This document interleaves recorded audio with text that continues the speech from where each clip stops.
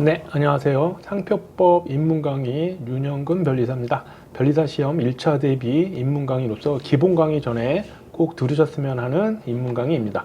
49회 진행하도록 하겠습니다.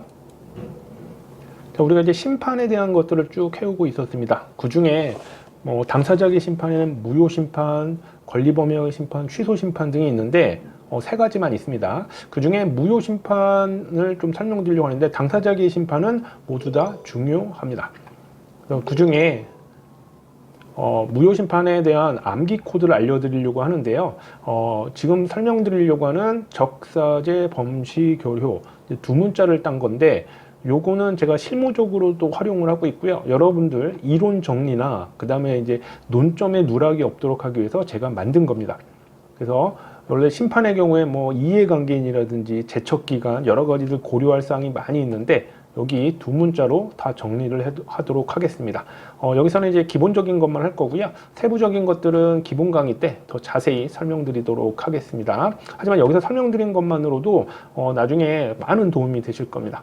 자, 적사제 범시 교료. 자, 요게 이제 암기 코드가 뭘 나타내는지 무효 심판과 관련해서 보도록 하겠습니다. 자, 맨 처음에 적자가 있습니다. 요거는 청구인 적격을 얘기를 합니다. 청구인 적격, 적이죠.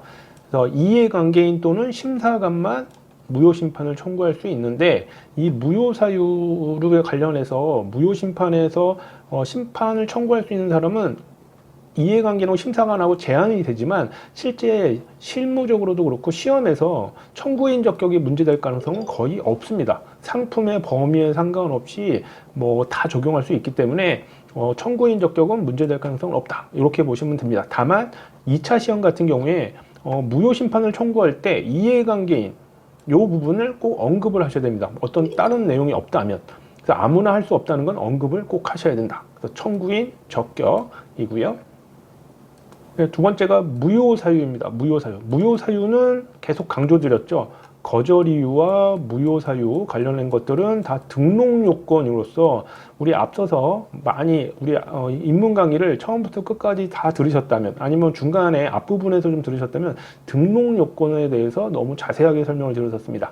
그 중에 거절 이유, 정보 제공 이의 신청 이유는 모두 같고 그 다음에 등록 이후에 거절돼야 될 게 등록되면 그걸 무효시킬 수 있는데 그 무효 사유를 얘기를 합니다.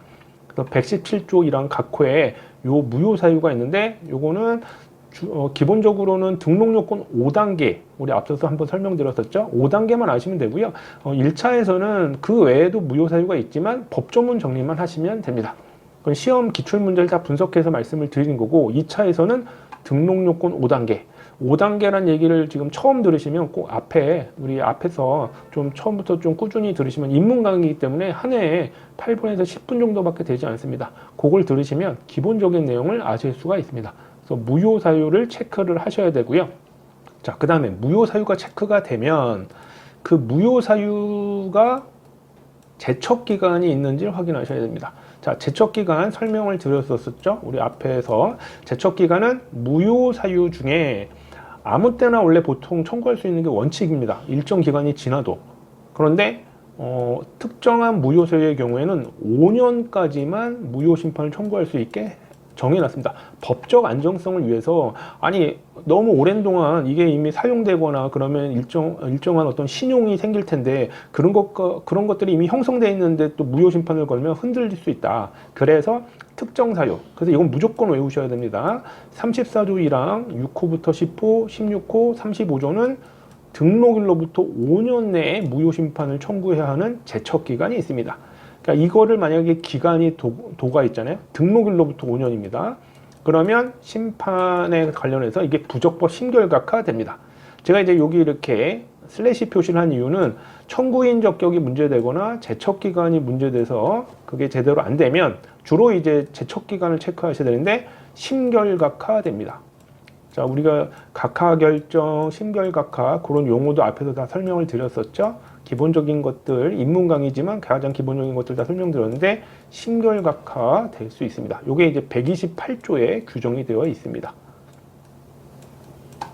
그래서 청구인 적격과 제척기간 꼭 먼저 체크하셔야 됩니다. 그런 다음에 우리가 본안 판단이라고 하거든요. 실제 무효 사유가 해당하는지 그런 걸 체크해야 됩니다. 자, 제척기간 무조건 암기였죠. 꼭 기억을 해주시기 바랍니다.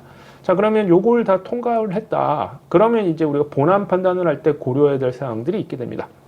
그게 이제 범시 교류인데 그 중에 요거는 이제 심판을 청구했을 때 우리가 상품이 여러 개가 있을 거예요. 근데 그 중에 청구 범위라는 게 있는데 상품이 2개 이상일 때 항상 고려해야 됩니다. 2개. 1개면 크게 문제될 게 없습니다. 근데 2개 이상이면 그 상품 중에 일부만 해당되는 사항에 대해서 무효를 걸 수 있습니다.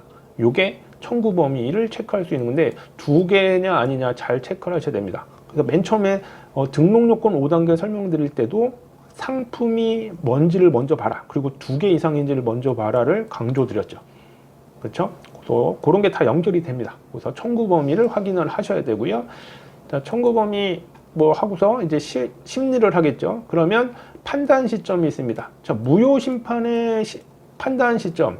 요거는 이제 나중에 헷갈리시면 안 되는데 뭐 나중에 공부를 많이 하다 보면 심판에 대해서는 그 결정을 내는 심결시라는 게 있는데 무효 심판은 심결시가 아닙니다. 요거는 거절결정 불복 심판하고 권리범위 확인 심판에서 나오기 때문에 요거는 아니고요. 항상 판단 시점은 무효 사유를 체크하고 있죠. 무효 사유는 출원시 아니면 등록 여부 결정시였죠. 출원시는 우리 34조에 11, 13, 14, 20, 21호 5가지가 있다고 했죠. 자, 요것도 무조건 암기입니다. 그걸 제외하고는 다 등록 여부 결정시로 하게 되고 출원시는 예외만 있다. 그래서 판단 시점에 대한 거를 체크를 하셔야 됩니다. 이것도 중요하죠. 무효 사유에 대해서 연결되는 거고, 그러니까 무효 사유는 제척 기간하고도 연결되고요, 판단 시점하고도 이렇게 연결이 되는 겁니다. 자, 그렇게 보시면 되고요. 자, 그 다음에 심결입니다. 요거는 심결을 하게 되면 인용 심결, 기각 심결이 있다고 했는데 무효 심판의 경우는 독특하게 일부만 인용하거나 일부만 기각될 수 있습니다. 자, 상품이 2개 있을 때 우리가 일부 청구도 가능했지만 상품이 여러 개일 경우에 일부에만 무효 사유가 있을 수도 있거든요. 그러면 청구된 내용 중에 일부만 인용하고 일부만 기각하는, 이걸 이제 일부만 무효가 됐다 그래서 일부 무효의 법리라고도 합니다. 그래서 심결, 그 내용이 숨겨져 있다는 거 알아두시고요. 이제 마지막으로 이거는 효과입니다. 효과. 자, 무효 심판을 청구해서 무효 심판의 내용이 확정이 되면, 자, 무효가 아니면 뭐 그냥 기각이 되겠죠. 무효가 아닌 걸로 남아 있는데 만약에 무효가 인정돼서 인용돼서 심결이 확정이 되면 소급표를 갖게 됩니다. 소급해서 소멸한다. 이거는 처음부터 없었던 것으로서 소급이라고 합니다. 그냥 당장 효력이 발생한 시점부터만 소멸하는 게 아니라 아예 처음부터 없어지는 소급표를 갖게 됩니다. 요거 상표권 소멸에서도 간단하게 언급을 드렸었는데 무효만 소멸 원인 중에 여러 가지가 있었잖아요. 존속기간 만료라든지 그런 게 있었는데 무효만 유일하게 소급해서 소멸합니다. 소멸 원인 다른 것들은 장래, 그 시점부터 장래를 향해서 소멸하지 뭐 출원하거나 그런 내용까지 다 소멸하지 않습니다. 하지만 무효는 완전히 다 없애는 게 원칙입니다. 하지만 예외가 있긴 합니다. 후발적 무효라고 있는데 요거는 우리 기본 강의 때 추가로 설명을 좀 드릴 거고요. 예외가 좀 있긴 하지만 요거는 식별력과 관련이 있습니다. 후발적 무효는 조금 설명이 좀 더 필요해서 여기서는 그냥 소급표가 원칙, 그리고 후발적 무효만 예외로 몇 가지만 있다. 그렇게 알아두시면 됩니다.